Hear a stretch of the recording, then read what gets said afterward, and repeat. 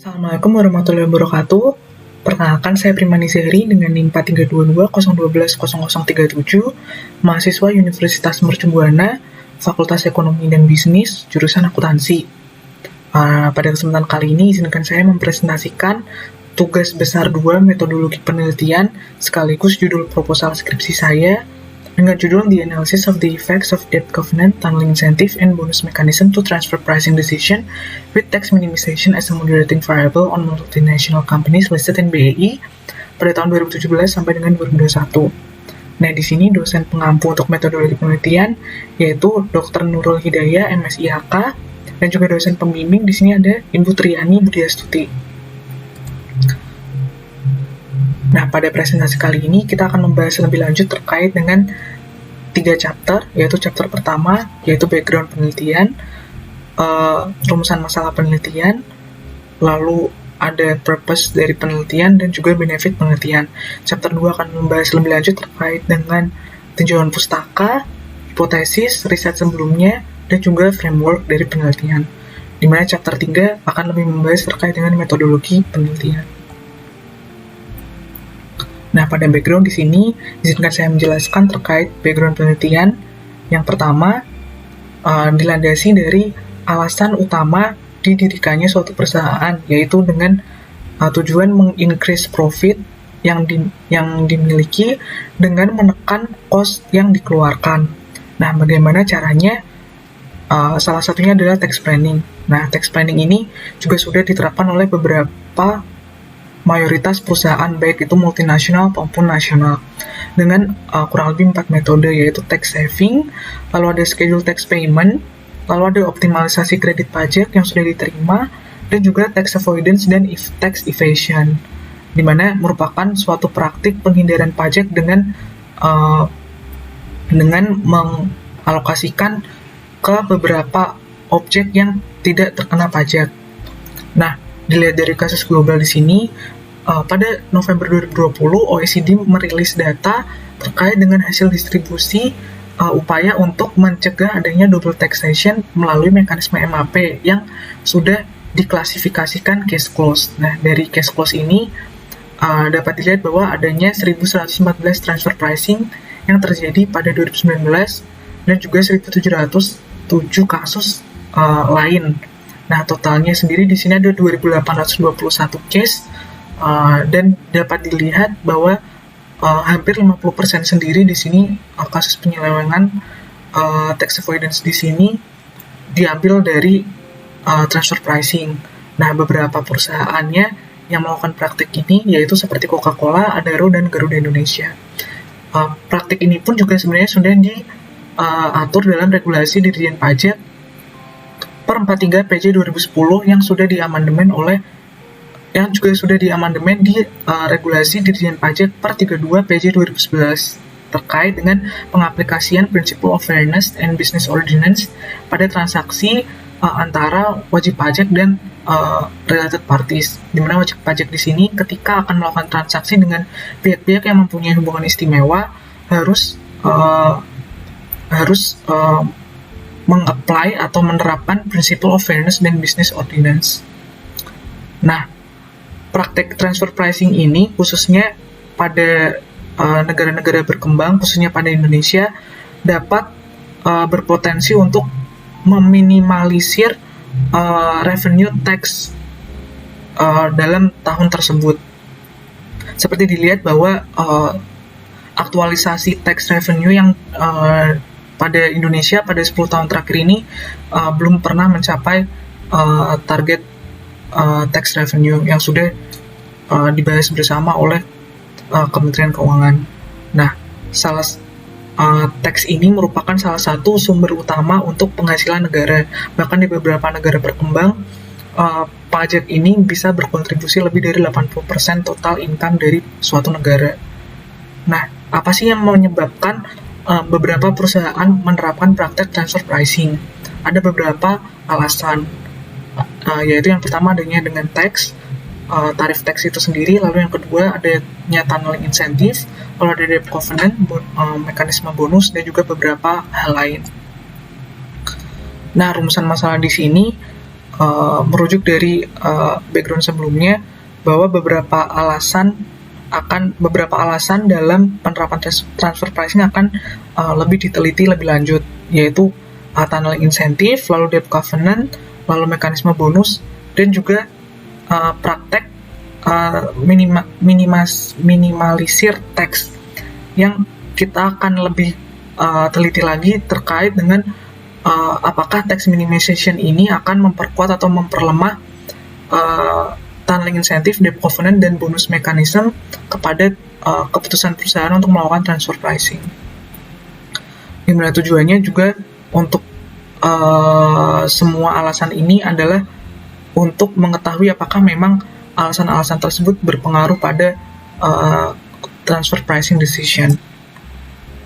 Selanjutnya terkait dengan benefit yang diharapkan usai dari penelitian ini, ada 4 sektor yang akan kami bidik. Yang pertama, dari sisi peneliti diharapkan dapat memperluas knowledge khususnya dalam metode transfer pricing dan isu-isu terkait dengan tax avoidance atau evasion lainnya, dan juga identifikasi main problem yang memang sedang terjadi pada praktek transfer pricing. Nah, lalu untuk government, diharapkan penelitian ini dapat lebih memberikan insight bagaimana alasan-alasan penerapan praktek transfer pricing ini pada penerapan transfer pricing decision pada perusahaan-perusahaan multinasional.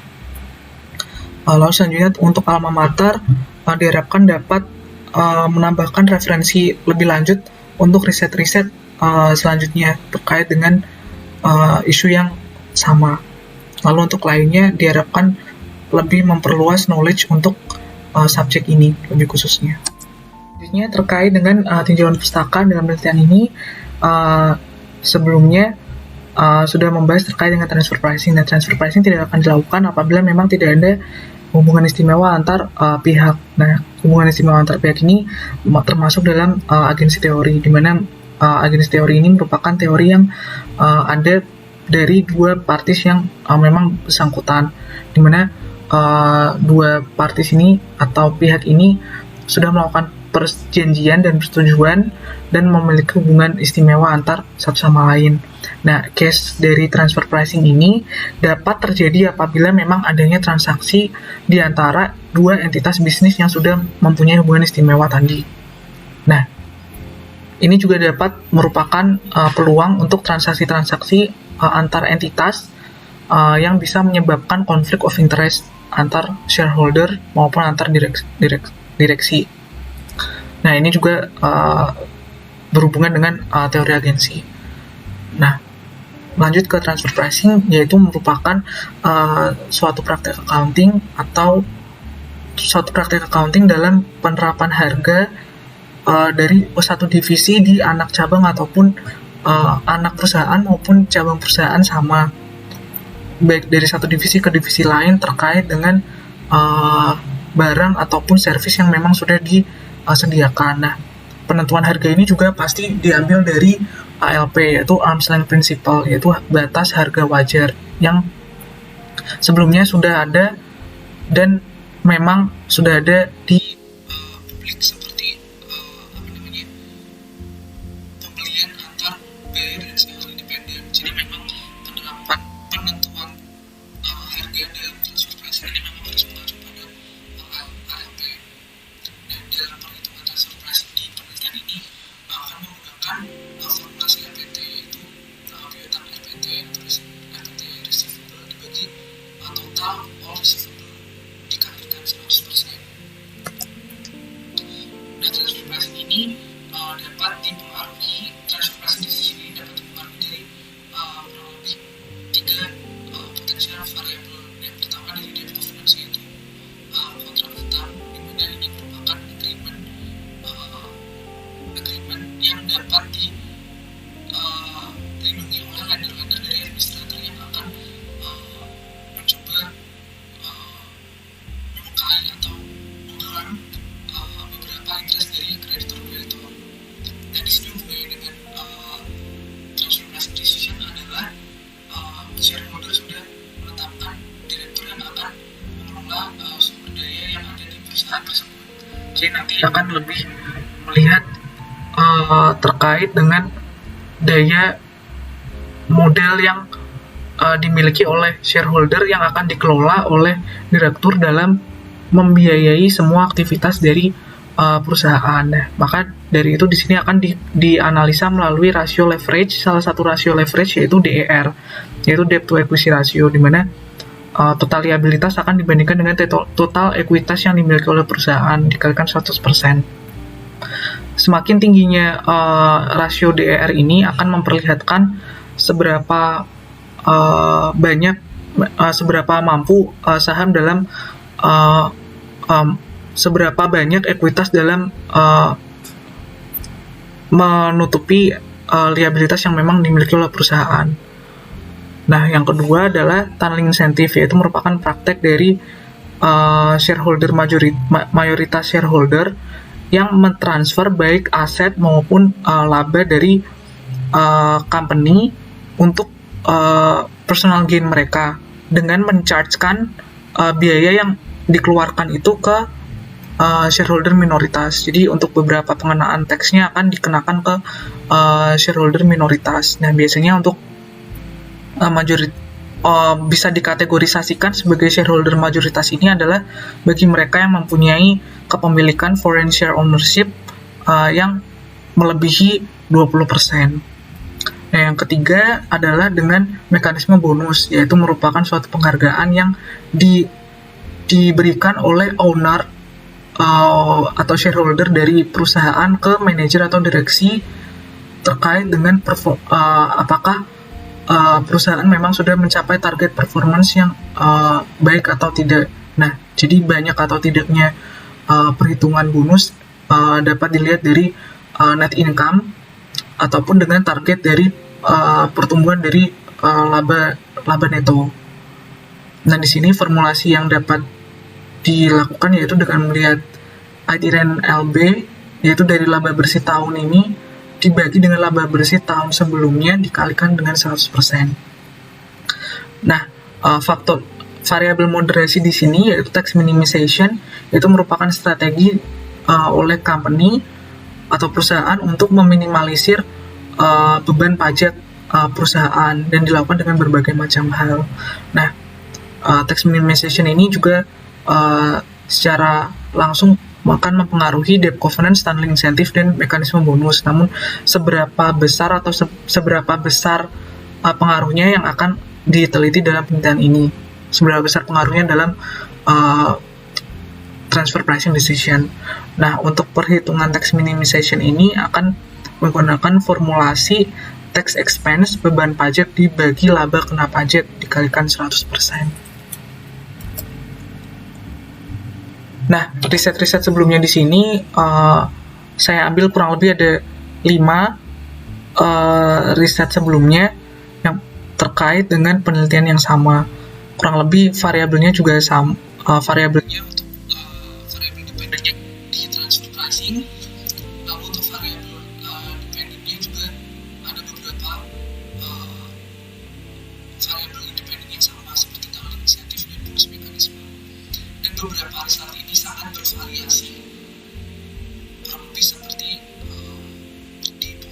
di presentasi. Nah, dari tujuan pertama tersebut dapat disimpulkan dalam hipotesis yang pertama, apakah dari covenant secara parsial mempunyai efek yang signifikan dan positif kepada decision transfer pricing. Lalu untuk hipotesis selanjutnya, apakah tunneling incentive secara parsial mempunyai efek signifikan dan positif terhadap decision transfer pricing. Lalu apakah mekanisme bonus secara parsial mempunyai efek yang signifikan dan positif kepada decision untuk transfer pricing. Lalu debt covenant, tunneling incentive dan mekanisme bonus apakah secara simultan mempunyai efek yang signifikan dan positif terhadap decision untuk transfer pricing. Lalu untuk hipotesis selanjutnya akan lebih ke apakah tax minimization dapat memoderasi efek positif dari baik debt covenant, baik dari tunneling incentive, baik dari mekanisme bonus terhadap transfer pricing decision. Untuk frameworknya seperti pada presentasi Nah, berikut adalah chapter 3 yaitu metodologi penelitian. Di sini tipe penelitian yang akan dilakukan adalah tipe penelitian kuantitatif, yaitu tipe penelitian yang datanya bersumber dari angka, yang nanti akan merujuk ke bab sebelumnya, bahwa nanti tipe datanya akan berupa rasio dari laporan-laporan keuangan yang rumusnya sudah dijelaskan pada bab sebelumnya. Lalu untuk population dan sampel, di sini akan populasinya dari companies yang multinasional yang terdaftar di BEI pada periode 2017 sampai dengan 2021. Di mana teknik samplingnya di sini merupakan purposive sampling, yaitu perusahaan multinasional. Lalu yang selanjutnya terkait dengan metode collecting data, kita akan melakukan collecting datanya dengan data sekunder yang merupakan historical data yang based on laporan keuangan perusahaan multinasional. Nah, untuk metodologi risetnya sendiri, untuk analisa statistik deskriptif dibagi menjadi dua rumus, yaitu dua model regresi. Yang pertama, tanpa variabel moderasi, yaitu Y sama dengan Y atau transfer pricing decision sama dengan konstanta plus beta 1 atau trailing insentif plus beta 2 atau mekanisme bonus plus beta 3 yaitu debt covenant plus error of estimation. Nah, yang kedua dengan memasukkan variabel moderasi, di mana Y transfer pricing decision sama dengan konstanta plus B1 trailing insentif plus beta 2 bonus mekanisme plus beta 3 debt covenant plus beta 4 trailing insentif dikalikan dengan tax minimization, beta 5 bonus mekanisme dikalikan tax minimization, dan beta plus beta 6 dikalikan dengan debt covenant plus error of estimation. Dimana analisis regresi yang akan dilakukan ada dua, yaitu dengan yang pertama akan dilakukan dengan uji asumsi klasik terlebih dahulu untuk mengetahui apakah memang sudah lolos dari indikasi Blue. Yang pertama dengan tes normalitas, yaitu meneliti distribusi varian residual, apakah memang sudah terdistribusi normal atau belum. Lalu yang kedua terkait dengan tes multikolinaritas, di mana di tes ini akan lebih melihat relasi antar variabel independen, apakah memang ada relasi antar variabel independen. Lalu untuk yang ketiga terkait dengan tes autokorelasi, di mana tes ini akan lebih melihat terkait dengan data time series, di mana apakah memang adanya penelitian yang sama dalam waktu yang berdekatan. Lalu yang selanjutnya terkait dengan tes heteroskedastisitas. Lalu untuk mengukur seberapa jauh pengaruhnya akan menggunakan tes goodness of fit, di mana ada 3, yaitu coefficient determinant test atau R kuadrat. Kemudian di sini akan melihat seberapa besar variabel-variabel independen yang diteliti dalam penelitian ini dalam menggambarkan pengaruhnya ke variabel dependen. Lalu ada F-test, nanti akan menjelaskan lebih lanjut terkait dengan seberapa besar pengaruh variabel independen secara simultan terhadap variabel dependen. Dan T-test, yaitu uji yang akan menganalisa lebih lanjut terkait dengan seberapa besar pengaruh variabel independen secara parsial terhadap variabel dependen yang diteliti dalam penelitian ini. Oke, sekian presentasi dari saya. Apabila ada kesalahan dalam penginformasian dan kesalahan dalam presentasi, saya mohon maaf.